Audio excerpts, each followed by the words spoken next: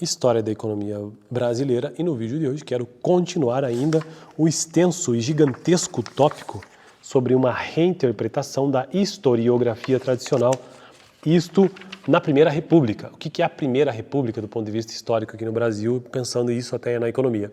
Vai ali da proclamação da República, em 1889, até 1930, então a Primeira República até 1930. E aí esse tópico que eu estou tratando aqui no canal trata sobre sobre a reinterpretação da historiografia tradicional, né? Ou seja, vou até dar um exemplo aqui, ó. Muito se diz sobre que a economia brasileira, na Primeira República, girava em torno do setor cafeicultor, né, da cafeicultura. Mas não é verdade, segundo este livro aqui, ó. Este livro que é um clássico aí, A Ordem do Progresso, que conta a história da política econômica republicana, né, de 1889 em diante. E aqui ele diz que não, na verdade, não se defendia o setor cafeicultor. Muito pelo contrário, defendia-se aquilo que era melhor para o país. Se era melhor para o país defender o setor do café, então defendia-se o café. Se não, não, né?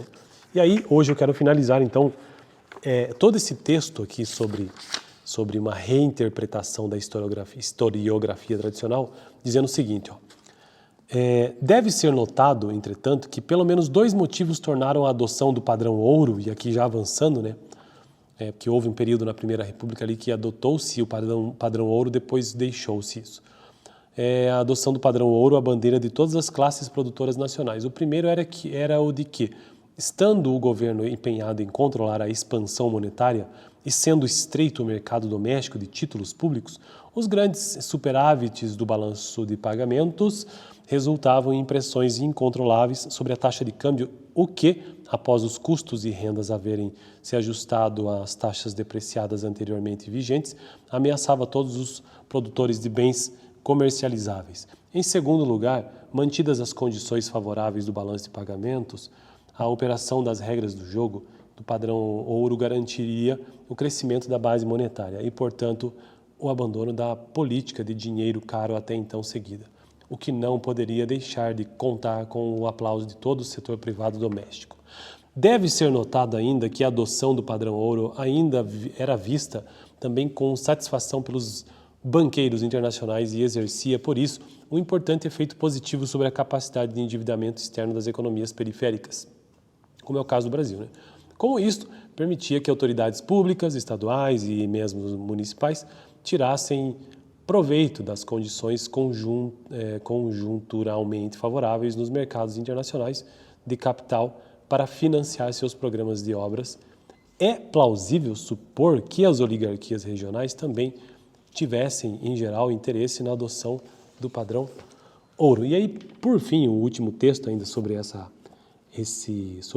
revisão historiográfica da economia brasileira até 1930. Então, os argumentos acima mostram, portanto, de acordo com esse autor, né, portanto, que a ideia de que a tendência à depreciação dos R$1.000 ao longo da Primeira República fosse consequência intencional de decisões de política também precisa ser qualificada. A queda secular dos R$1.000 entre 1889 e 1930 é totalmente explicada pelos dois grandes colapsos cambiais do início da última década do século XIX e do início dos anos 20, que resultaram de severos choques externos cujos efeitos sobre o valor externo do R$1.000 o governo federal não conseguiu evitar. Por outro lado, a afirmativa de que a adoção ocasional do padrão ouro foi motivada pela intenção de proteger os interesses setoriais da cafeicultura parece sempre ser uma simplificação grosseira. E assim eu finalizo finalmente este tópico imenso sobre a reinterpretação da historiografia tradicional. No próximo vídeo, quero começar a tratar sobre a conclusão, ou então as conclusões sobre esse capítulo da Primeira República, deste livro que eu já mostrei qual é, na verdade, né? Esse capítulo que trata sobre apogeu e crise na Primeira República, entre 1900 e 1930. Esse livro, apesar de ele ser um clássico, ele não é fácil, ou seja, ele não é muito bem escrito, ou na verdade não é a questão de ser escrito, ele não é muito bem organizado em tópicos, pelo menos não é essa edição que eu tenho aqui, né? Quer dizer, que eu tenho não, aqui da biblioteca da PUC, A Ordem do Progresso. Então é difícil você acompanhar a leitura, é uma leitura densa, que poderia ser muito bem dividida, né? Mas nesse caso aqui não é.